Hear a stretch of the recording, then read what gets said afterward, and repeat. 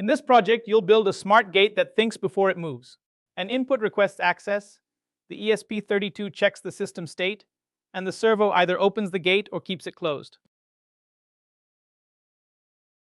You've already built the core pieces of a smart robot: sensing, decision-making, and outputs. The ESP32 has controlled lights, buzzers, lamps, weather readings, and distance detection. Now you'll combine those skills with a servo motor and an access check, so the system can decide when to physically open a gate and when to keep it closed. A smart gate is a simple real-world control system. A person requests access using something like a card, keypad, button, or sensor. That input goes to the ESP32, which acts like the brain.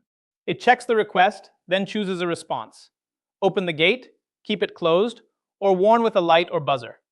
The servo motor is the muscle that moves the gate arm. Together, these parts show the same pattern used in many automated systems: sense, decide, and act. Each part of the gate has a clear job. The ESP32 receives signals, makes decisions, and sends commands. The access input is the permission checker, whether that is a push button, keypad, IR sensor, or RFID reader. Once access is approved, the servo rotates the gate arm open or closed. Indicators give feedback, such as green for allowed, red for denied, or a buzzer for warnings. When each component has one clear role, the system is much easier to build and troubleshoot. A servo motor is useful when movement needs to stop at a known position, not just spin continuously.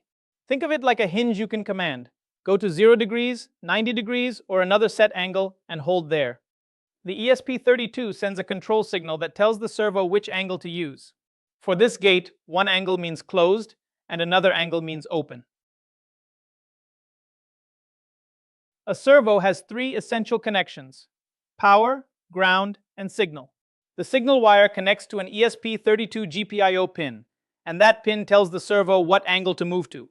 Power needs extra attention, because servos can pull more current than small sensors. Use a stable power source when needed. The key rule is common ground. The servo ground and ESP32 ground must be connected together, or the control signal will not have a reliable reference. Also, do not force the servo arm while it is powered. That can strip the gears or damage the motor. Before the gate can move, the ESP32 needs a request signal. A push button is the simplest option. Easy to press, easy to see, and easy to test, but not very secure. An IR sensor adds touch-free detection for hands, objects, or vehicles. A keypad improves security because the program can check whether the entered code is correct. RFID goes further by identifying a card or tag, like an ID badge. In every case, the input is only the trigger. The ESP32 decides whether that trigger should open the gate. Choosing the input also shapes the behavior of the gate. A button is best for a first classroom build because it is simple and easy to debug. An IR sensor makes the gate feel automatic, since it reacts when something comes near. A keypad adds password control, because the code must be correct before the servo moves. RFID is the most realistic option for access control, using approved cards or tags. Match the input to your goal: simplicity, automation, password control, or real-world access. The smart gate follows a simple control loop: sense, think, act.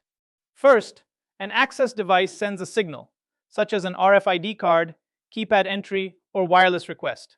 The ESP32 receives that input and checks the stored rules. Is this user authorized? Is the request valid? Should the gate open now? If the answer is yes, the ESP32 drives the servo to move the barrier.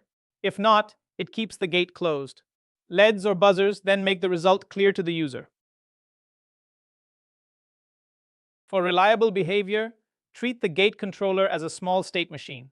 At any moment, the ESP32 should know one current mode: locked, opening, open, closing, or alarm. That prevents mixed behavior, like trying to open and lock at the same time. A valid input moves the system from locked to opening. When the servo reaches the open angle, the gate waits briefly. When the timer finishes, it closes and returns to locked. If an invalid code is detected, the controller branches to alarm instead. Clear states make the code safer and easier to debug. The servo code translates a gate state into a physical angle.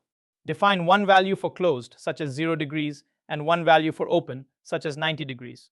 When the ESP32 decides the gate should open, it sends the open angle command through a servo library or PWM signal. When the gate closes, it sends closed angle. Test these numbers on the real model because hinges and linkages vary. Add short delays or time steps between angles so the gate moves smoothly, not like a switch. At this point, the ESP32 turns an input into an access decision. With a button, the condition is simple. Is it pressed or not? With a keypad, the program compares the entered digits to the stored passcode. With RFID, it compares the scanned card ID to an approved list. The code can be written as one clear if-else rule. If access is allowed, run open gate. Otherwise, keep the gate locked and trigger feedback, like a buzzer or red LED. The denied response matters just as much as opening the gate. Build the gate in small stages, not all at once. First, make the servo move by itself between the open and closed angles. If that fails, fix the power, wiring, or angle values before adding anything else.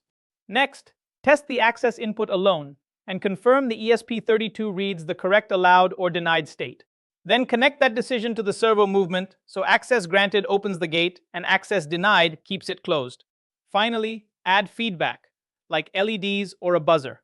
Test after each stage before moving on.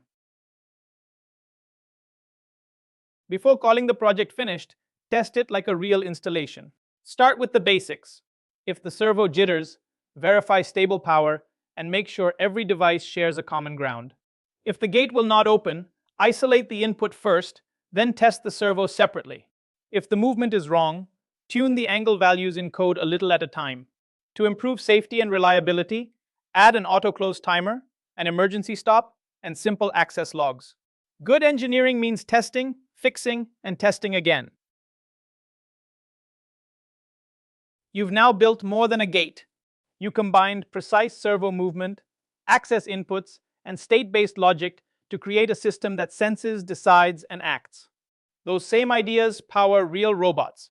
Next, you'll apply them to moving motors, Bluetooth control, line following, and obstacle avoidance. You're ready to make robots move.